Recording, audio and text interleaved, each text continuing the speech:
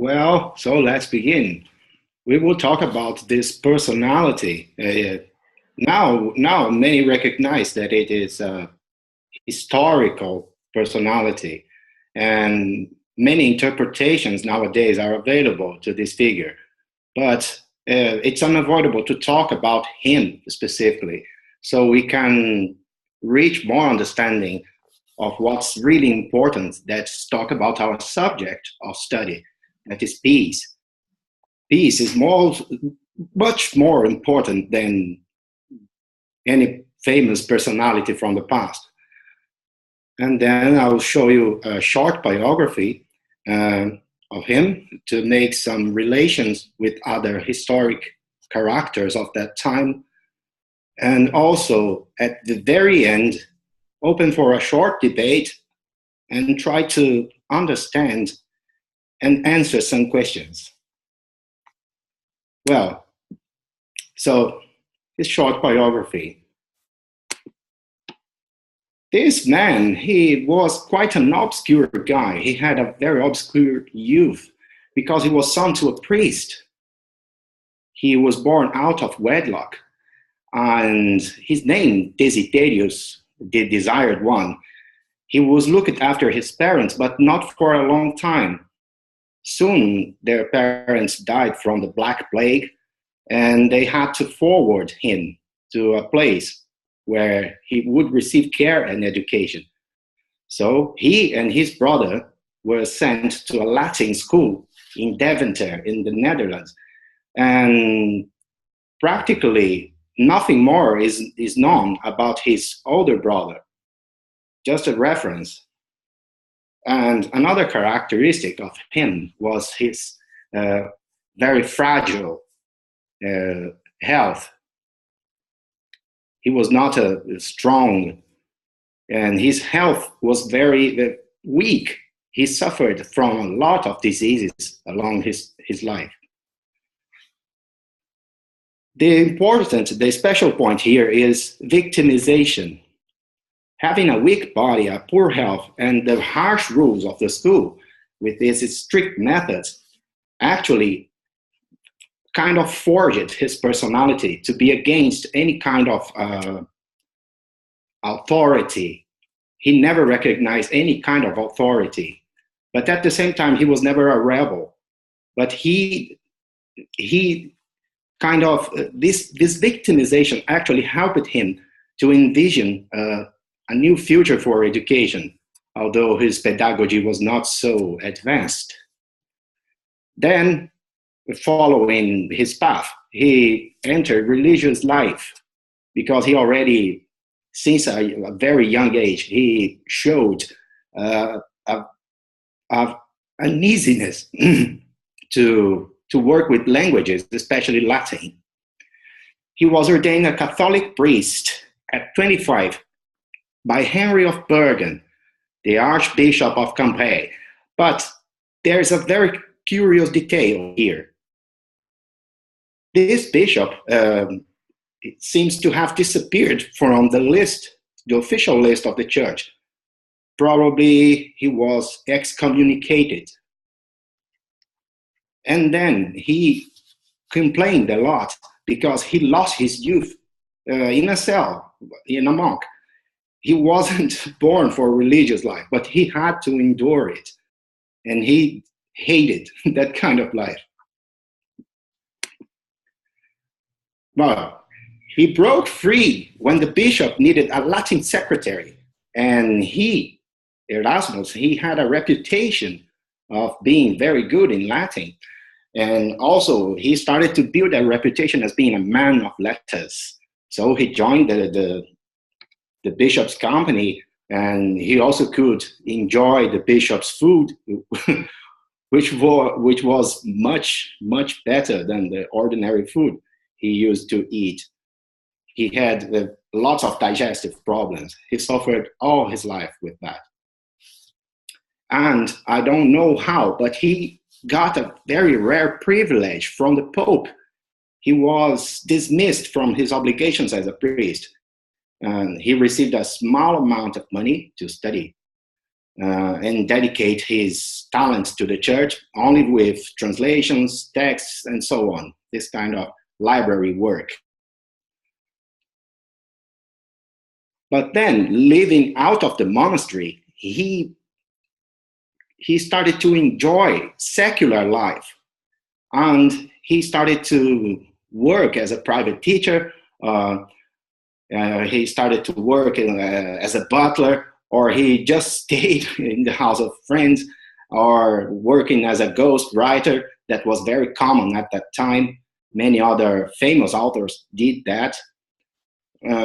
Lots of minor jobs, so he could dedicate to his own works without having any kind of dependence on others' ideas. He traveled a lot, all of his life, all around Europe, including Portugal. Actually, he knew Portuguese, so he could read a famous author called Gil Vicente in the original, okay? By the way, if you feel something or you want something, by all means, feel free to interrupt me at any time, okay? Is that clear? So, the rise of humanism. Humanism could be considered a branch of the Renaissance that it was most influenced by classical values, by the classical Greek-Roman culture. And new values, individualism, reasoning, criticism to dogma, interest in learning, they were extremely positive. Many popes, they were humanists, and they were interested in expanding their reach to other places. The New World, the Americas, were discovered.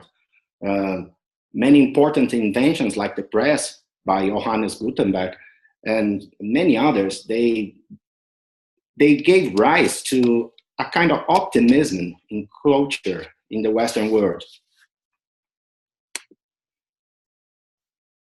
Then, even inside, we come to the critical moment of the Reformation. And these are the points that Erasmus held.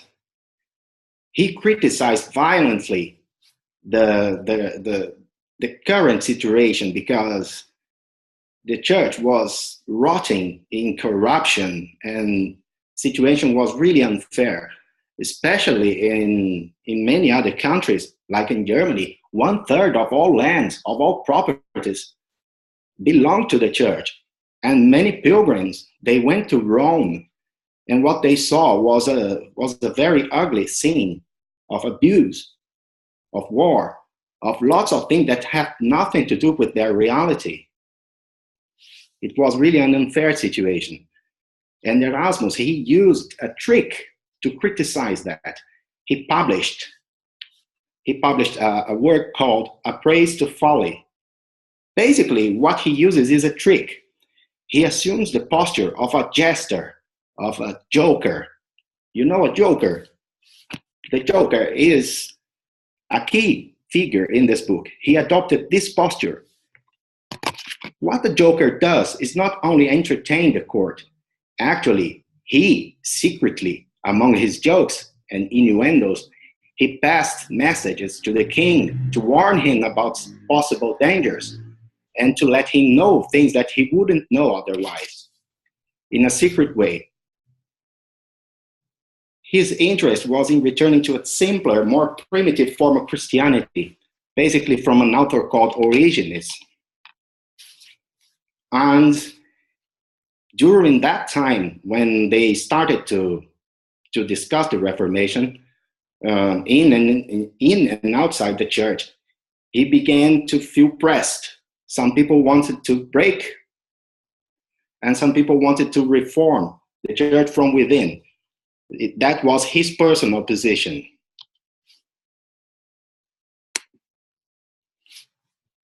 In the end, what resulted was that neither the Catholics, neither the Protestants accepted his points of view, because he wanted to keep them united until the end.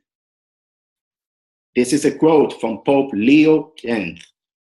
Erasmus injured us more with his wit than Luther by his anger. And that was true. At first, people thought that the Praise to Folly was just a silly work. He himself wrote at the preface, at the foreword, that it was not serious. Please don't take it serious. It's not what it seems. It's a crazy man speaking, so you don't have to consider it. And people fell for it. It was his way to transmit his critique to the church. But many people were aware of what he was conveying, and somehow he put off his chest what millions of people were feeling then, an unfair situation of corruption from the church. His influences were British humanists. They helped him to learn Greek. He learned Greek when he was already grown up. Thomas More, one of his best friends, Jean Vitrier, was a Franciscan friar. The Franciscans, they have a special influence here in the Americas, especially Mexico. Mexico foundation and colonization owes a lot to the Franciscans. Other of his influence was the first fathers of the church, Orígenes and Saint Jerome. Saint Jerome is the saint of the translators. He's very famous for translating the Bible. His techniques and so on. By its turn, Saint Jerome also was very influenced by this Roman guy, Cicero, Roman philosopher and politician, that was very famous for his eloquence, and the classical Greek philosophers, Plato, Socrates, and Aristotle, okay?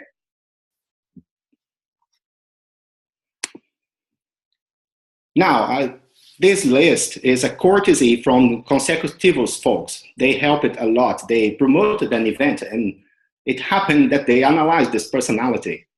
And I say thanks to them. I even invited them, some of them, to join us, but I think they will join us in another opportunity. His strong traits: intellectual, lots of books and letters, skills in Greek and Latin, translations, criticism to the church.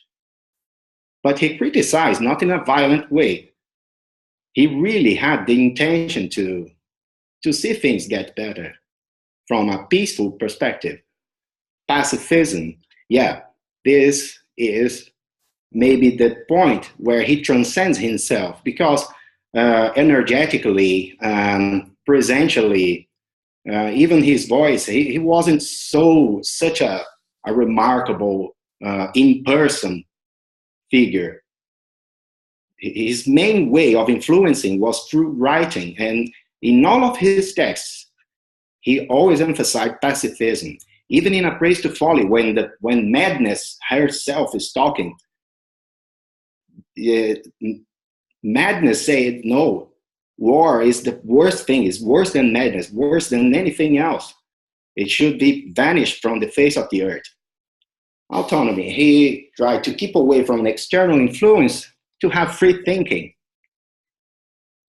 This is why he, up to the age of 50, he went on making minor jobs just to be free to write his own texts.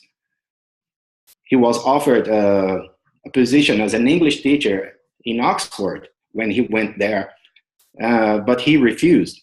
And in many other places, many other universities tried to take sides with him, but he refused everyone.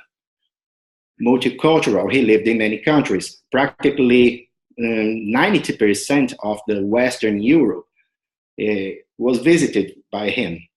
He used Latin as a lingua franca, no nationalism. But on the other hand, Latin was used everywhere, but was used only by the elite. No nationalism and optimism. According to him, all disputes could be resolved through dialogue if there is education. But education, as we will see in his weak traits list. Education was only allowed to the elite. Here's one of his quotes. Yes. Sergio, just one question. Do you know how many languages he was mastering? Do you know that? At least Latin, I guess. Latin, his native language, that Dutch, was Dutch. English. He must be. English, he was invited to be an English Portuguese, teacher. and possibly Italian, because he spent some time in Italy as well. Mm-hmm. Because Italian, Portuguese, French. Not too far away from no, each they're other. not. They're not. Uh-huh. And knowing Latin instantly allows you to understand quite a lot of them. Mm-hmm. They are, in fact, they are so-called Romance languages. Mm-hmm. They are a modified Latin, in fact. Yeah. Interesting. Okay. Yeah, thanks. And Greek, classic Greek. So to make his translations, he knew Greek. Okay. Now his weak traits, religiosity. All that he wrote about was regarding religion. He used that in a very liberal, in a very open way, but still very religious. He was a priest. He couldn't transcend this. Religion was above anything else. He was Christocentric. Christ was the center of everything. Also, he wrote only to the elite. He believed that only people from the elite, only the knights and noblemen, could be educated to act more kindly. He wrote only Latin and only for the elite. Sexuality, he remained practically celibate all of his life.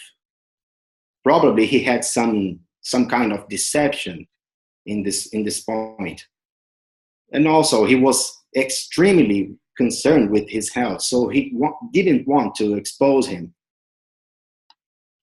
Pride, he was very proud of his works. He wrote, at that time, he was the most read and pressed and published author of that time. And he was very proud of his works and would not accept criticism. He was very sensitive to criticism and conflicts. Being a master of writing letters, not all of them were good to many people, and he ended up hurting many people as well with his ability, his eloquence. Those are his weak traits. Now, this was one of his most used mottos. I yield to nobody. I concede nothing. I concede to no one. He justified this motto by saying that it was a way to get decency in life. When he said that motto, he was referring to death. He was saying death answers to no man. Was a reminder, but his enemies saw it as a sign of arrogance, because in name of his autonomy, he wouldn't concede anything to anyone. He had always the wish to be always free to write his texts. And this motto kind of hurt those people. He was not very humble with his culture and so on. Again, talking about the Protestant reform, the ideas about abuse were conveyed by a priest to folly, and they were conveyed so good that many people before him that wrote less than 1/10 of that were burned. The other relation is the compilation of the Gospel, the New Testament. His Greek translation was used as a source by Luther in German. Luther was, in many aspects, very the opposite of him. Luther was not a man of the elite. Luther was not like him without physical presence. Luther had a strong presence. Luther was pure intensity. Was a very different kind of genius. Initially, they admired each other because, as we saw here, initially Luther started to preach in some universities, and the Catholics didn't enjoy that, and they asked Erasmus what he thought about Luther, and this was his answer: by burning Luther's books, you may read your bookshelves of him, but you will not read men's minds of him. And then both sides started to push. Erasmus, are you for the church? Are you with Luther? What's your position? And Erasmus would proudly answer, I concede to no one. I am free. I am free from both of them. But then this guy, Ulrich von Houghton, he forced Erasmus to be publicly against Luther, because he wrote a pamphlet and distributed that, challenging Erasmus to prove his position. And then he was forced to contradict Luther. And they went to a theology dispute about the free will. Free will in theology, well, theology was considered a science then. It has never been anything, but free will was considered of capital importance, because was one of the main questions in the whole theology studies. Is man really free or not?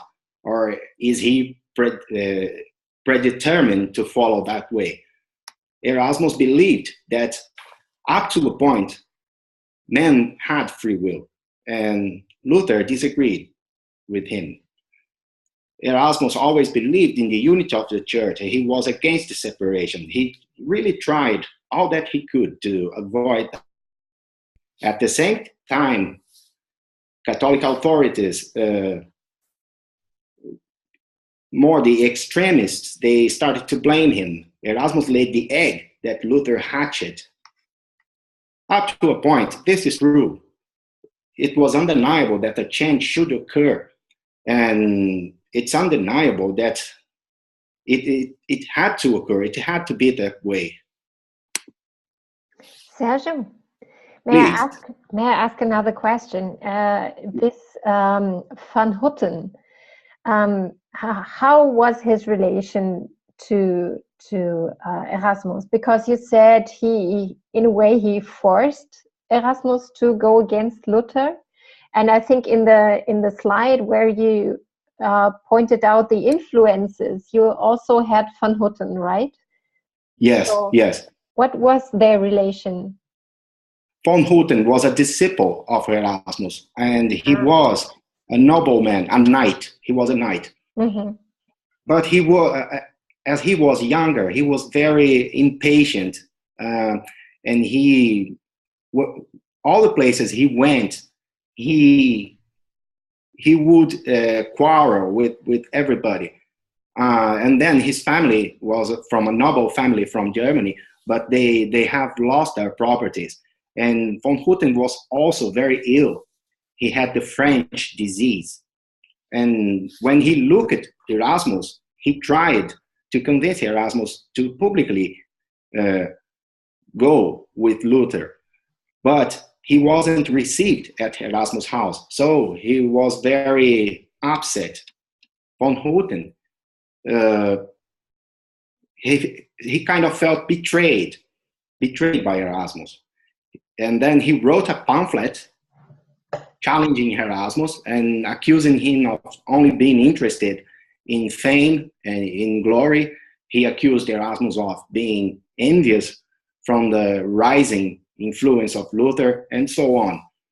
And when the pamphlet went out, Erasmus tried to avoid the copies to spread, but it was too late. So the whole world started to know what was going on. And he, being challenged by a knight, he would have to answer, to give the answer. And that's what he did. Mm-hmm.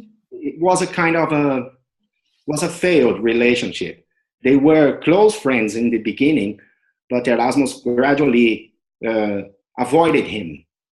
And von Houghton tried and tried and tried to see Erasmus, and Erasmus didn't want to talk to him anymore. That was the cause. I see. It was a kind of a relationship in one side didn't accept the part of the other. Mm-hmm. Okay. And causes of Reformation, as you probably know, breaking of celibacy. Celibacy is the fact and the effect of the priests, Catholic priests. They are not allowed to marry a woman. But why that?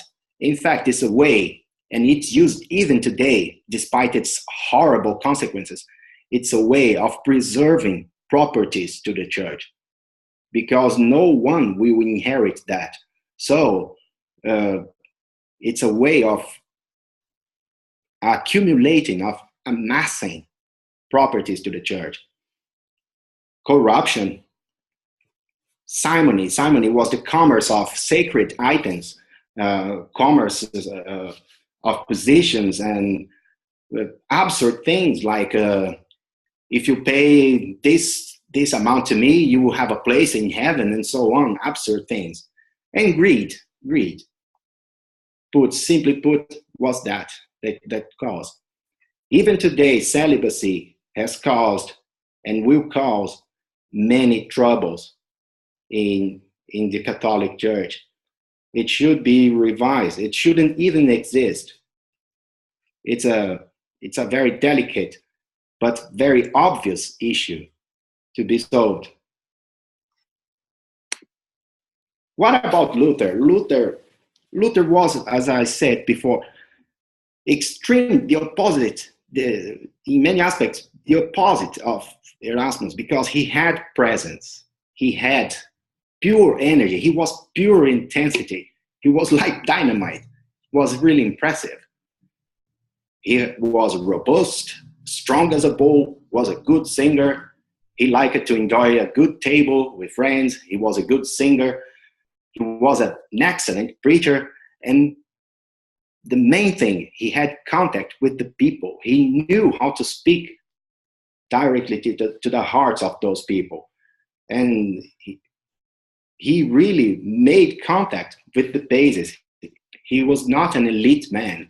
He was not an ideas man. He was an action man. Really impressive. It's undeniable to say that about him and recognize that. Of course, while Erasmus had not much of life, Luther had too much life, maybe excessive life in a way.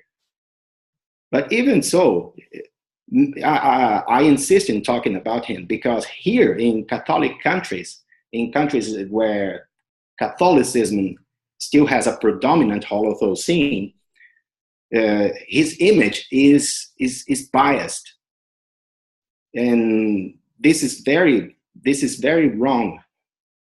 Of course, he had his strong traits and weak traits. It's not about to judge him, but it's necessary to clear what his role was and what he really meant. For instance, in many Catholic countries, the idea of working, how Catholics see work, they see, it's crazy, but it's how they see it. They see how it as a punishment for eating that crazy apple, and they were expelled from paradise. They see work as a punishment. But while Luther, no, working is good. Working is fantastic. Working is great. See, God made the universe working. Even God works. Working is not bad. The Holy Mary worked as well, and so on. And this shows us a different small step towards a more rational way of seeing work, because the Bible has 4,000 years. And for 4,000 years, this kind of work seen as a punishment or something, it's a tremendous brainwashing that we should start to review. Of course, it will be very difficult, but little by little, something can be done.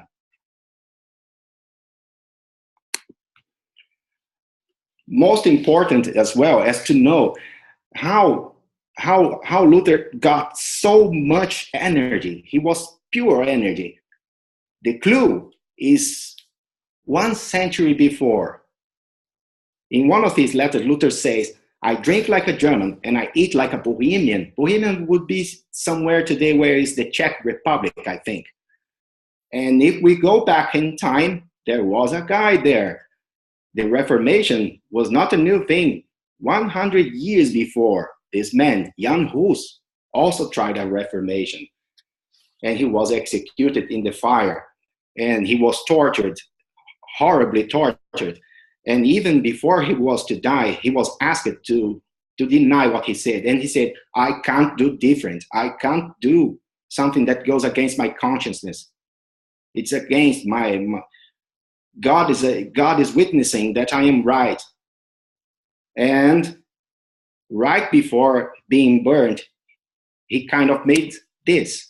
You are burning a goose, hus in Czech. But in 100 years, it will become a swamp. So I think it's not too much evidence. I know, but it seems that there seems to be some kind of logic between this personality and Luther. Maybe it can explain. What I know for certain is that the amount of energy that Luther had certainly had some relation with something from the past. It's not by chance. Okay?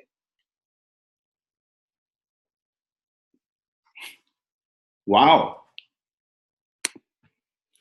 And the last chance for Erasmus to play an active role in the Reformation was during the Peace of Augsburg. Emperor Charles V is decided to settle the question. Even if he had to use his army, he had a battle in France and he won that battle. And again, he regained power to interfere with his authority. And this was Erasmus' worst failure. He was called to be the mediator to that event, the Peace of Augsburg, but he didn't attend. He sent lots of letters. He gave lots of thousand excuses for not going. Yes, he was ill. Yes, he was. He had gallbladders. He had rheumatism. He had lots of things. He was old. Yes, he was. He was old. He was tired, and so on. But he could have done that. He didn't go. He didn't attend. And then the brilliant mediator was this guy, Melanchthon. He played a brilliant role at that event.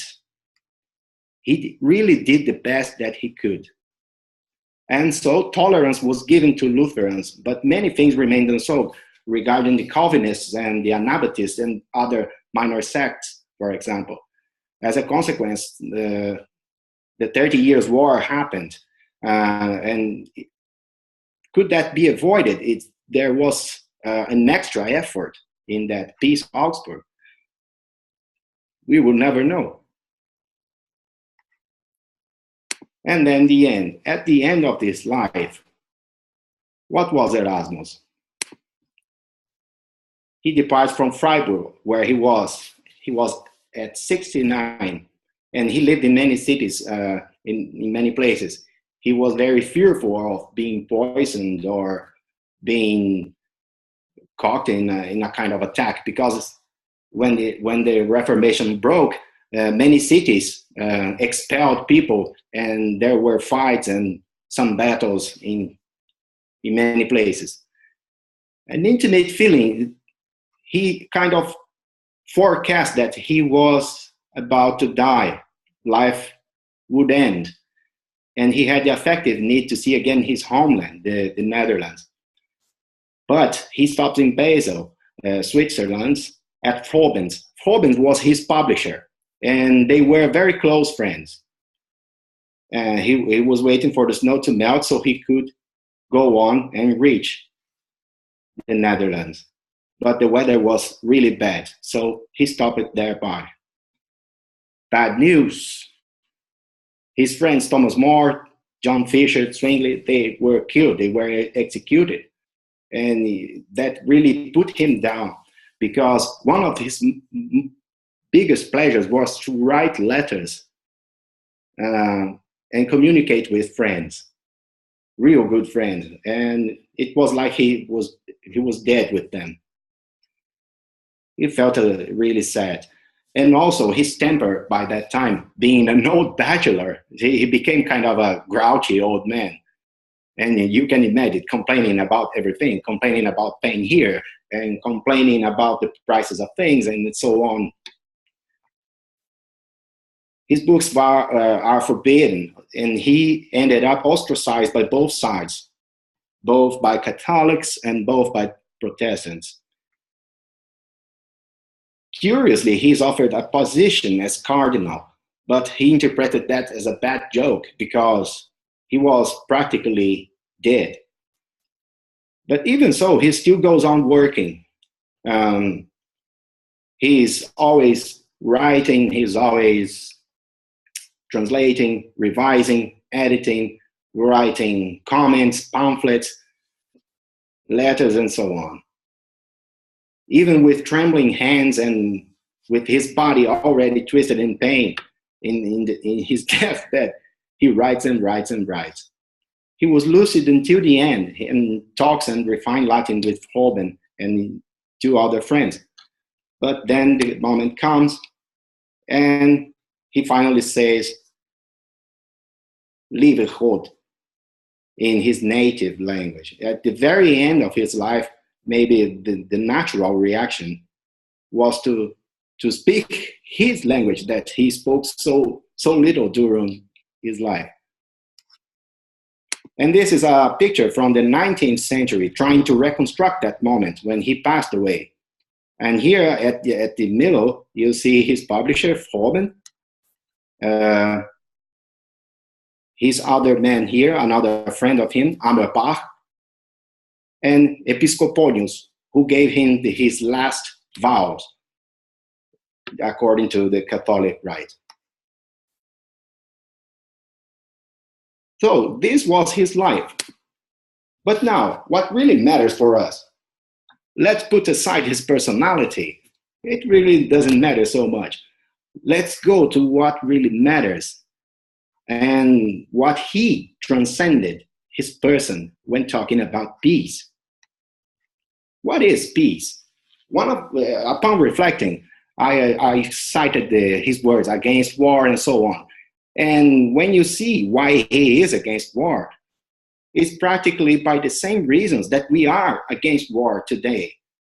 It's not rational, it's not economically intelligent, it causes more trouble, it is destructive, and so on and so on. All of you know that.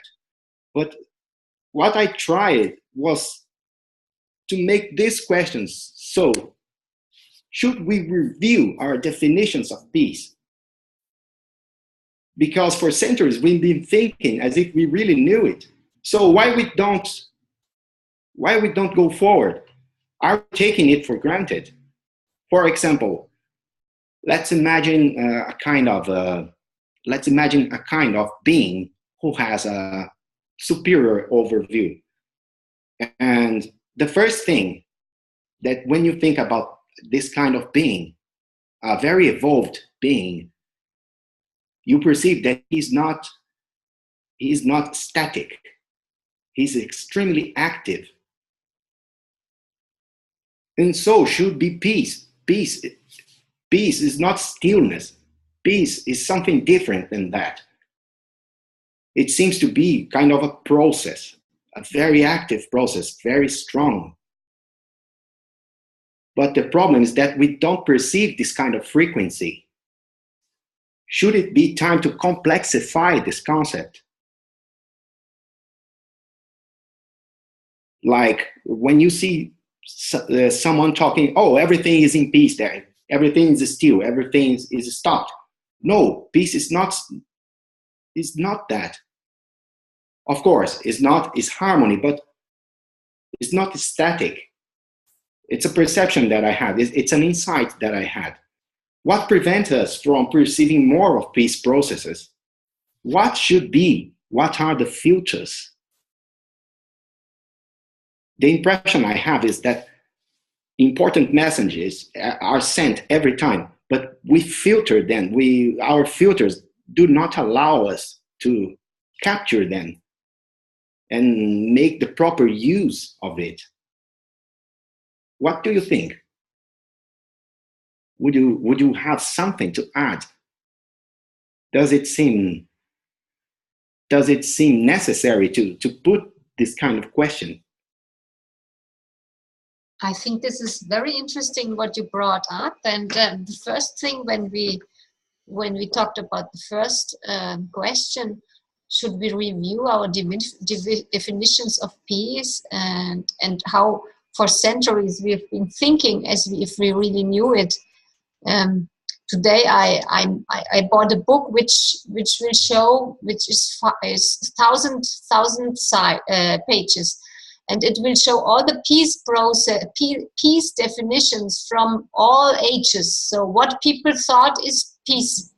So I was thinking today, when you said we take something for granted or so, I was doing the association with the extreme concept of freedom that Erasmus of Rotterdam had, and that we also today we think, for example, that democracy, something for granted, and which helps us to have more freedom and so. So I think we have to think about structures, basic structures that we have, and we don't really think about how it contributes to our freedom today, to have peace. And so I think it's very, very good to discuss discuss this. And when you ask if we have to complexify the concept, I think you're right. I think it's good for everyone to think what's our personal definition of peace. Inner peace, outside peace, and what it is. It's not only the absence of conflict. So what do we declare is peace for us? That's very interesting. But I did not think more deeply about it. But I think your questions are very opportune. Yes, it's necessary to make this kind of question because peace and evolution are not the same thing, but they are closely related. The same filters that prevent us from evolving faster, they are probably related to the filters that try to block peace, and they try. Eventually, peace will come. It's unavoidable because it's closely related to evolution. And so evolution will go on no matter what happens. So what should be, for example, in my personal case, peace had until thinking of a different being, of a more evolved being. To me, peace was everything static. No, it's not. It seems to be a very high frequency. It's a very refined process. It's like an ultrasound that we don't hear because it's the frequency is too elevated, too high. That was my question. And the filters to be removed, this process. What do they say about ourselves?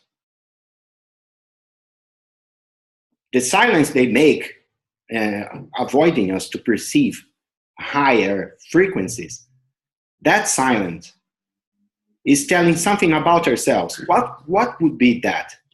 It's another question that comes to my mind. This is something that really caught my attention when you were talking about filters, because I'm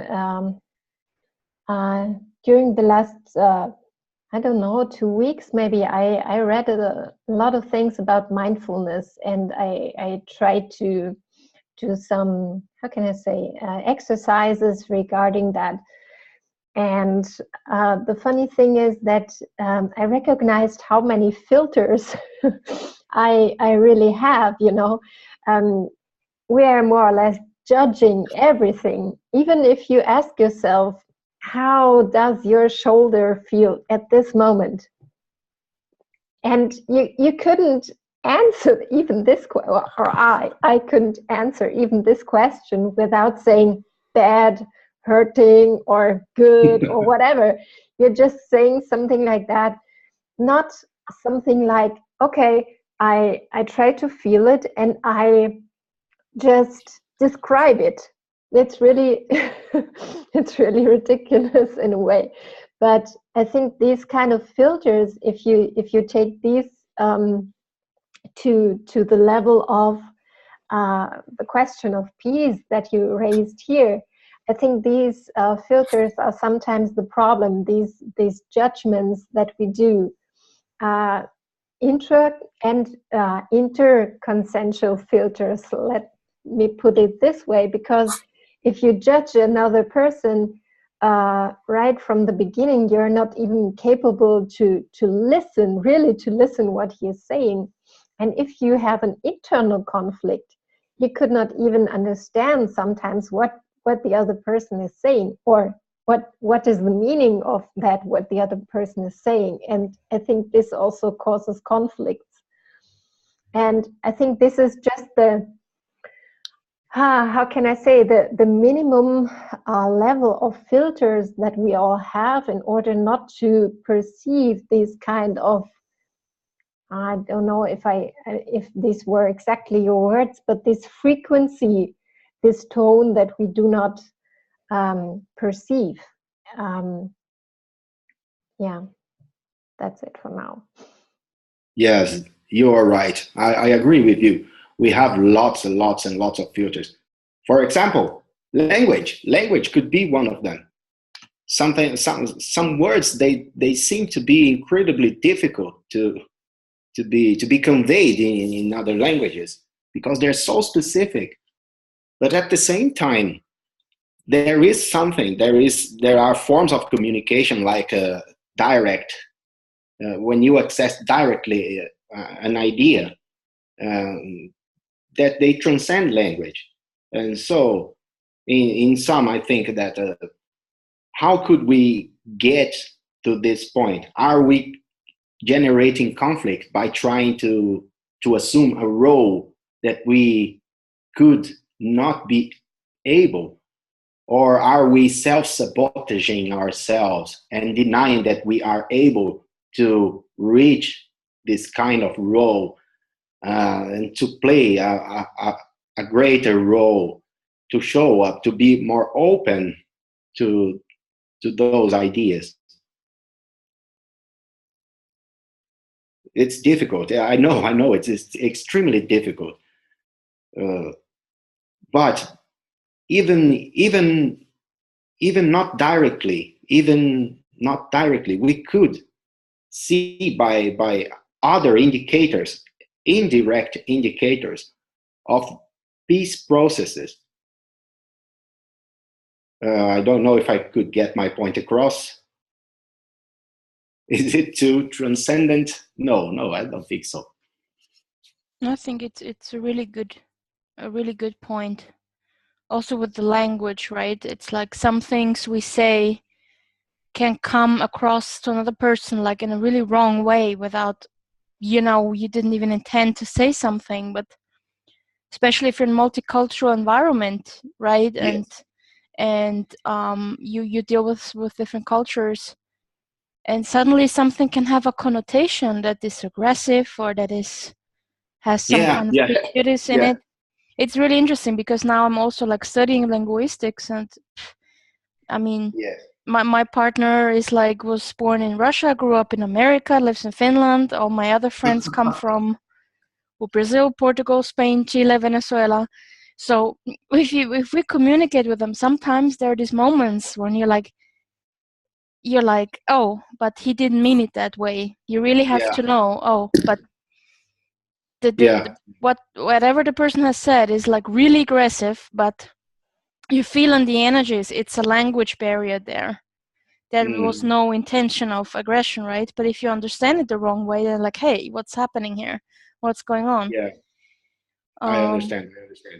Another interesting thing is regarding the filters is, I think, also this expectations that we have automatically, they bring us into an imbalance, at least for me. And this the most interesting part that I learned, because once I found Conscientology, I was like, oh my God, this is the best thing. I will develop so much right now. I can resolve all my problems. Until I realized, and it took me years, that it is in my personality. It's not something, it's deeper located, and that sometimes I used Conscientology unconsciously to have expectations. Oh, I need to be good. I need to be as good as this researcher. I need to be evolved as this epicenter. I need to be, super balanced in Oma Holosoma all the time. So I built up these expectations of how I'm supposed to be, that I actually, even when I was like doing all Conscientology trainings, had less peace within myself because I was pushing too much. So it's so interesting that even like, or you are in a course, right? You are in a bioenergetic workout.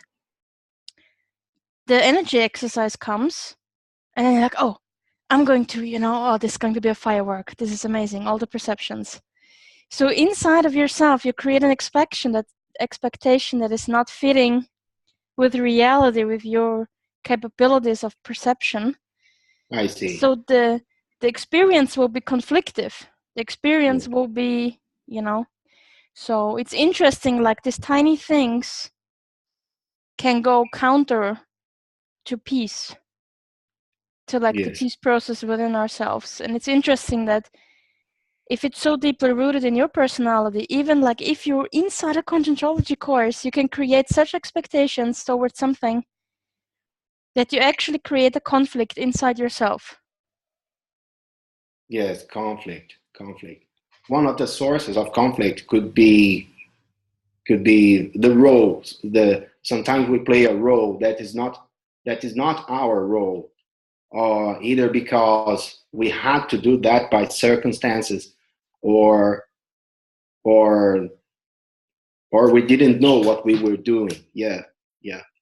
But it's true. The language, multicultural factors, they are indeed relevant. For example, in Brazil, people speak at a lower pitch, but at a higher volume.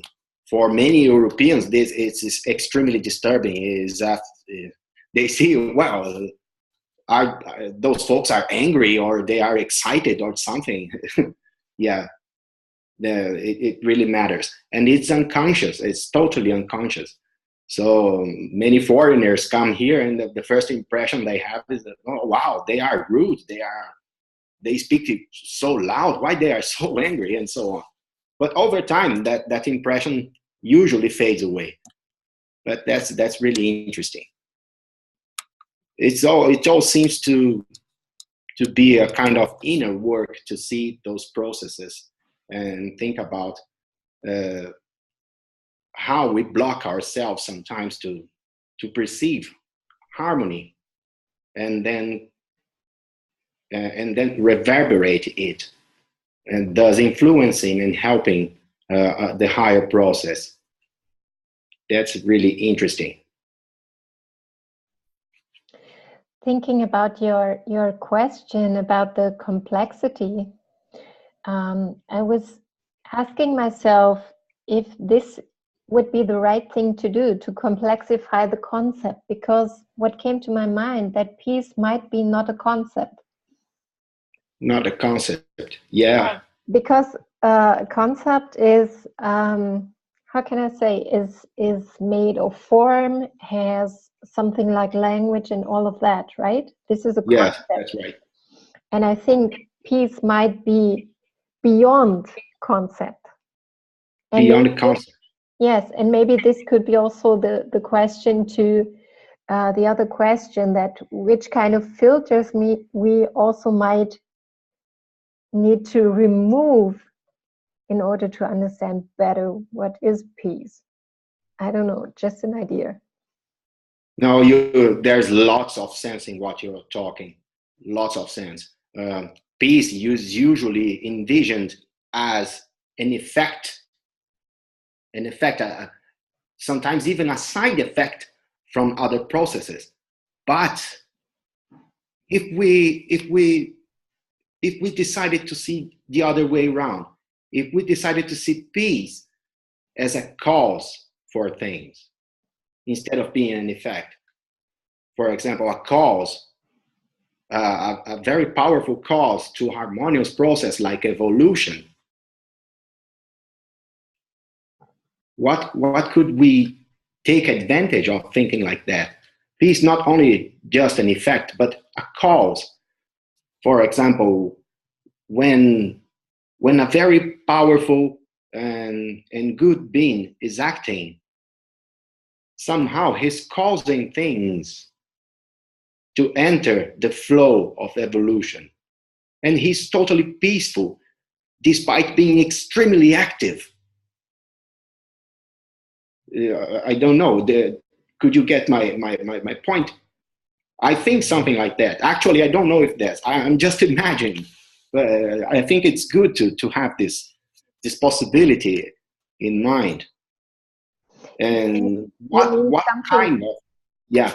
You mean maybe also something like a course for evolution? Could that be? Yeah, exactly. Towards completing it or to reach it? Yes, something in that way. A cause. I see it more like this, Sergio, that the Homo sapiens serenissimus, these more evolved beings, they through their extreme peaceful holocene, they sustain the evolutionary process of other consciousness which are not in that state yet. So it's like an effect that you said, extreme subtle energy and so on, like sustaining evolution, sustaining the conditions. This is where I see evolution and peace and higher evolved consciousness connected. For me, it makes sense to explain the concept like this, this triangle. I don't know if you got my thought. No, they seem to be quite related.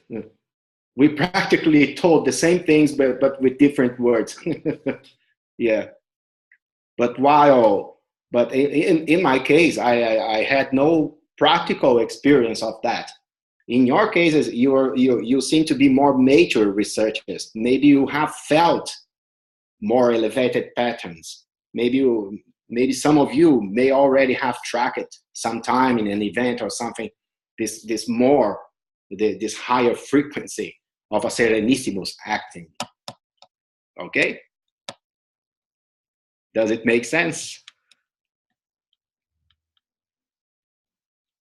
Yes.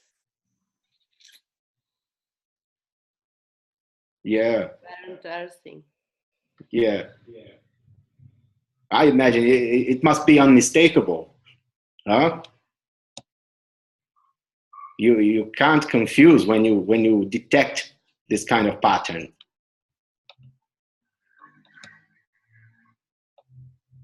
And this is the pattern that we should try not to avoid, to impede.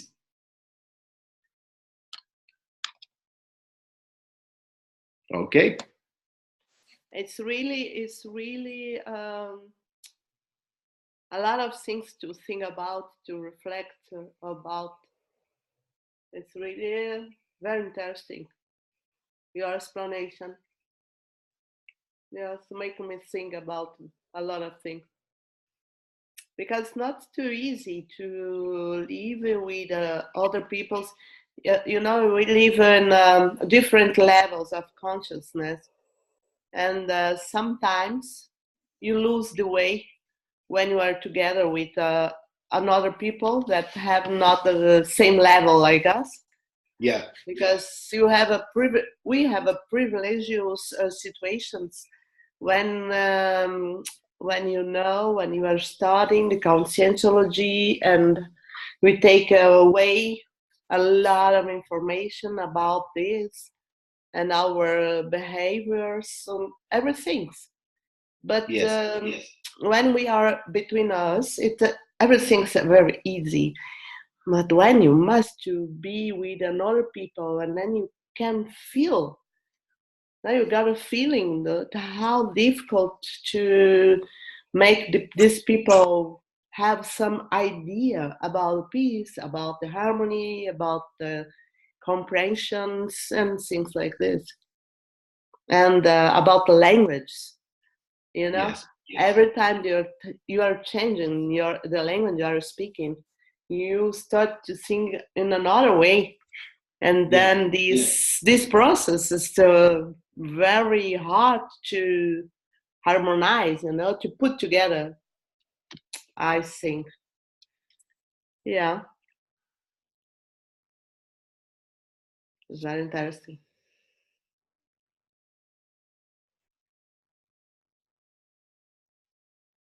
That's really relevant to think about that. Somehow this kind of reflection and all our efforts to try to go beyond, to go deeper, they may end up adding something to the concept, and maybe we are preparing a soil to receive the proper seed, and we try to go beyond, but at the same time we know our limitations. Like those works were written, that Erasmus written, he wrote about peace 500 years ago, and today things didn't change. But in the long run, if you see our main problems, our main questions, our main kinds of conflict, since the ancient Greeks, we haven't changed it so much yet. So at the same time, we should not put pressure on ourselves to try to solve that. Like Melanie said, if you get if you have too many expectations, you end up being anxious, and being anxious is a certain way of being stuck in our disposable traits, in traits that no longer serves us more.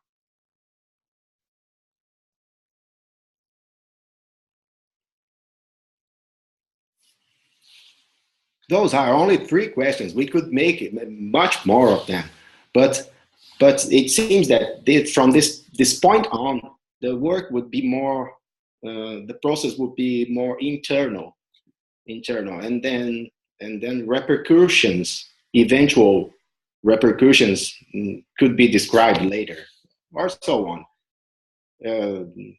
Each one of us is a very different kind of laboratory to experiment with those concepts, and to try to reflect them in practice. Yeah, in fact, it's not easy. It's not easy, but somehow it's not impossible.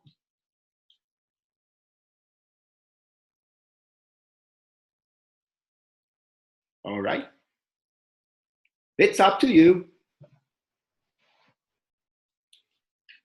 What I had to say, it was unavoidable about the note author, but his ego is not important compared to those 3 simple questions, and compared to everything else you have contributed to that debate.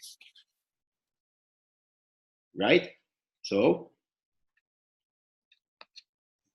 But still, I thought this short biography, I think it was an extensive biography already, very interesting, of Erasmus. And I did not study him too much, just the Wikipedia biography until now. But I studied a lot some of the persons he related to, like Melanchthon, Luther, Zwingli,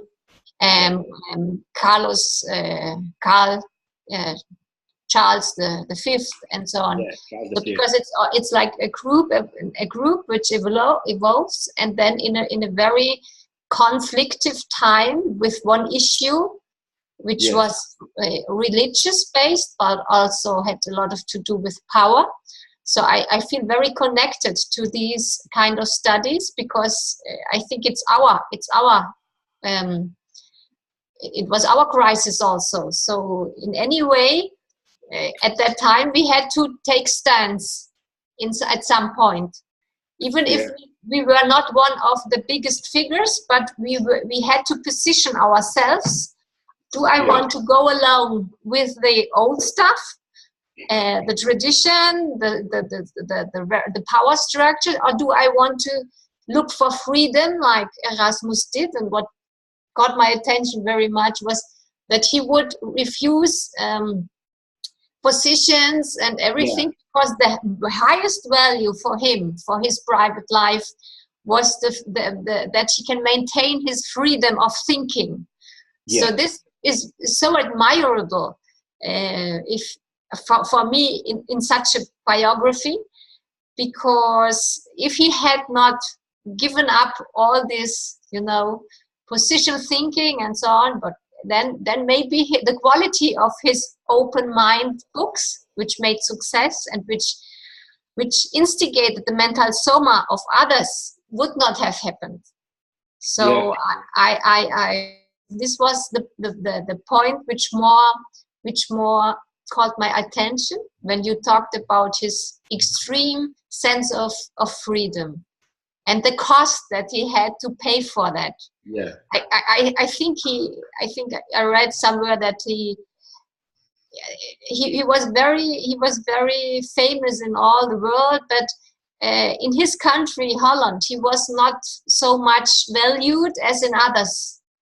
So I think there was also this process of affection, and that he could not go back to Holland, that he was traveling and so on. He did not have a lot of affection in his life, and when he then said at the end, he said that all my friends are dying and the enemies are increasing.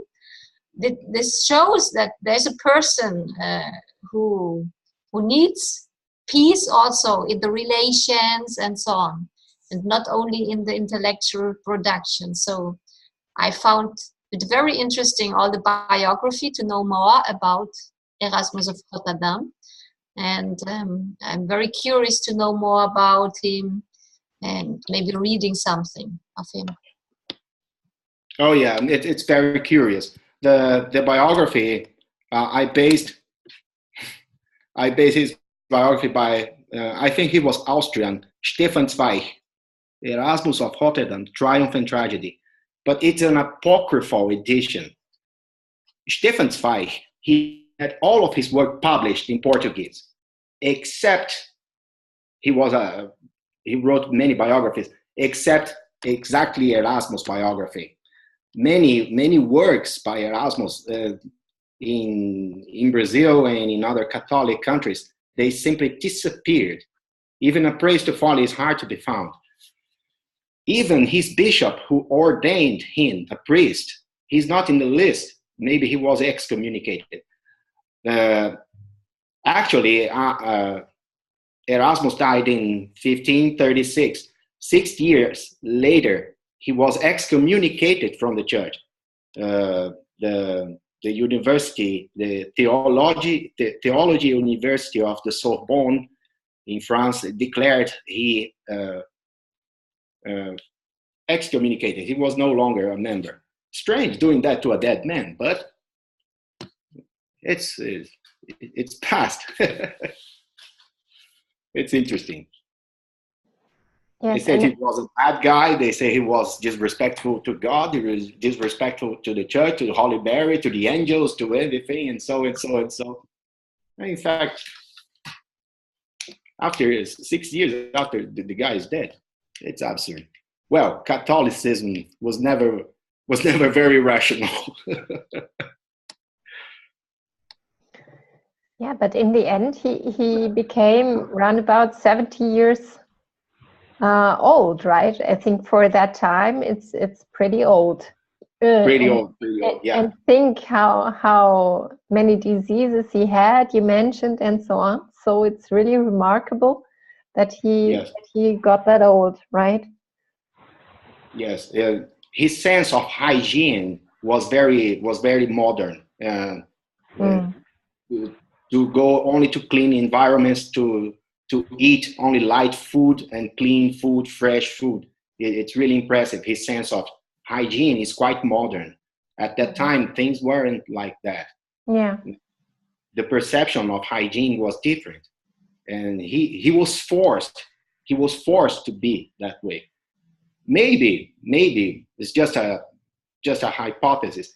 His grandfather was a doctor, and despite living very little time with them, it was a kind of function help, because in one of his works, A Praise to Folly, Erasmus, he mocks, he teases all professions. He makes fun of everybody. He makes jokes of everybody, all professions, all occupations, except medicine. Mm-hmm. In fact, he wrote a work, Encomium Artis Medicae, and it was a homage to medicine. It's quite interesting to see that. Mm-hmm. And maybe also because of the shock that he lost his parents because of that disease. How do you call that in English? Black Plague. Yeah. The Black Plague. And 1/3 of the Europe died there. Yeah. In fact, he felt very ashamed because he was born out of marriage, and when his parents died of the Black Plague, it also reinforced his vision, his origins as a Spain. Mm. He didn't like his name, Desiderius Erasmus. He changed his name. Somehow he invented his personality, like Leonardo da Vinci. So he adopted a different name, Erasmus of Rotterdam, instead of Desiderius Erasmus. Mm-hmm. He somehow had to create a persona, because his real origins were very, very embarrassing to him. Mm-hmm.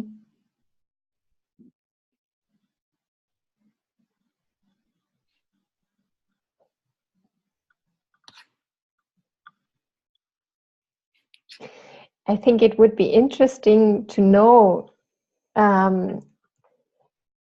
related what Anne-Catherine said about this group of people that were in contact, like Luther and so on, what they were doing today, right? If they are still in contact or not, everything like that, and if they have their problems. Well, I think Luther might be still involved in processes in Germany. I think, and Luther was really an extraordinary man, pure energy. Sometimes he exceeded. He himself recognized that, but it's very, his role is fantastic. He's certainly one of the main characters in Germany's history. It's undeniable. His courage, his will to action, all that Erasmus had in knowledge and erudition and theory, he had, but in practice, in energy. He was an action man. He was really a leader. It would be interesting to know more about where he could be now. And mainly because he's no longer my enemy.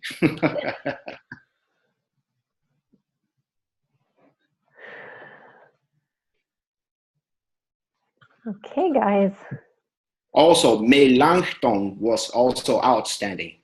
Melanchthon was a really, really refined diplomat.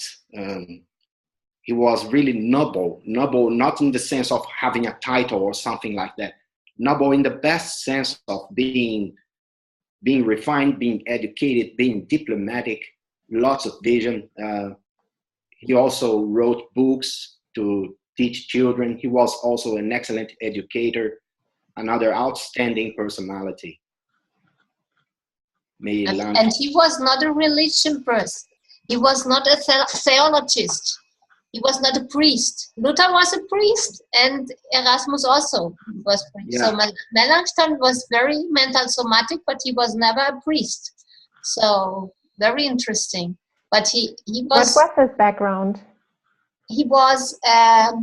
He already was a doctor in philosophy and also in other issues when by the age of 20 or so. Philip Melanchthon.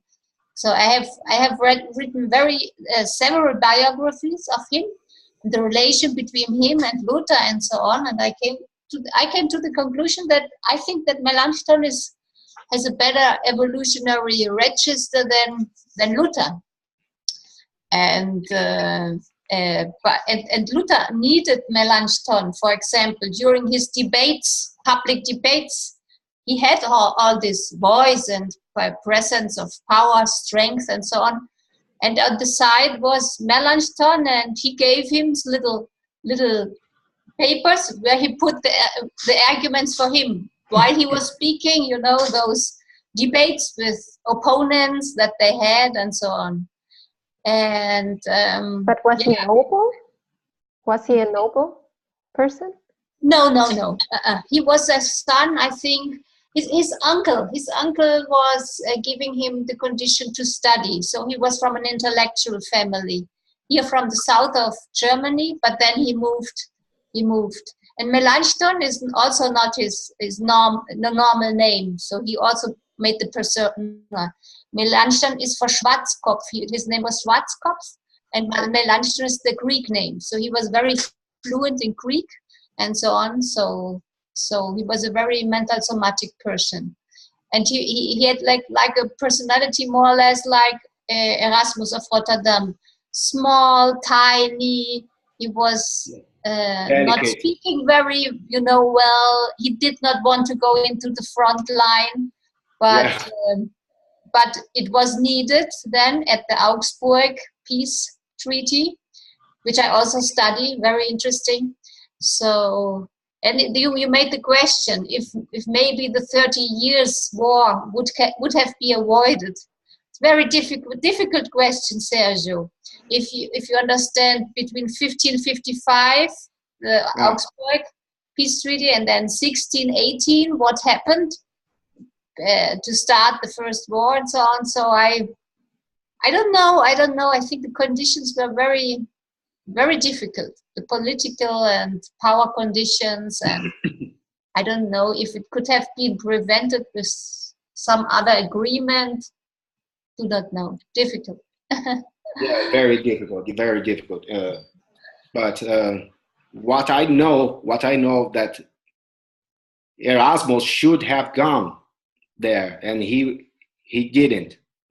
Maybe even if he had attended the Augsburg Treaty, maybe even so, war would come. But it doesn't matter. He should have gone there, and he didn't. I know he contributed before, lots of texts, lots of letters, and so on. But it could be his last move to live life with more dignity. He ended up ostracized. Who cares now? But those are just the facts. Okay?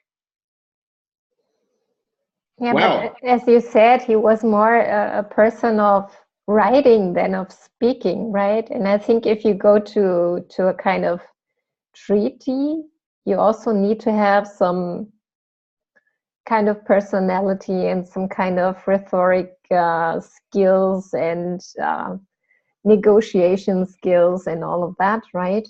So yeah, I think it's something different. It's not only being clever and to know the political part and all of that. That's okay.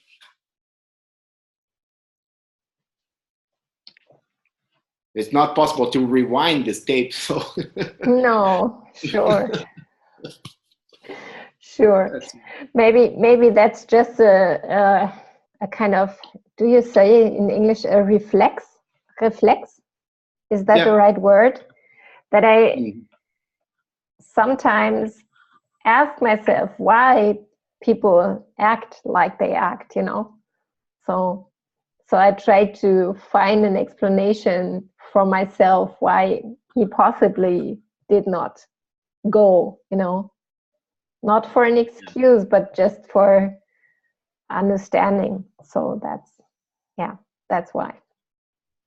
That's okay.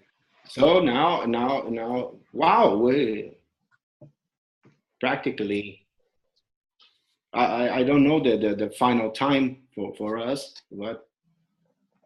Well, normally we go 1.5 hours, so this would be the final time, more or less. Yeah. Time flew. It was so fast. Yes, definitely. Yeah, it's true. That's it. Very good. Yeah. It was very productive. I'm really thankful. Yeah. I'm also would like to say thank you. Thank you to the people at Consecutivos. They helped me a lot to this personality, and the analysis they made. How can I say, was not stained by my vision. It was an outside analysis, so it was far more unbiased. So I would like to say thank you, even if they couldn't go up for this meeting. And thank you all for the opportunity to talk about this personality, and most importantly, to talk about peace. Okay? Yeah. Thank you, Sergio. It was excellent. It was very good. Yeah. Very inspiring to reflect more upon the concept, but also about the personality. For me, it was very inspiring. Oh, the personality is not so important. Exactly. Okay. Yeah, fantastic. So I think we Thank should. you very much. It's great. Thank you so much. Yeah. Welcome back with another personality. Yeah, another personality. That's true. Thank you so much. Hope to see you again soon. Okay? Okay, guys. Bye-bye. Thank you. Bye-bye. Thank you all. Bye. Bye.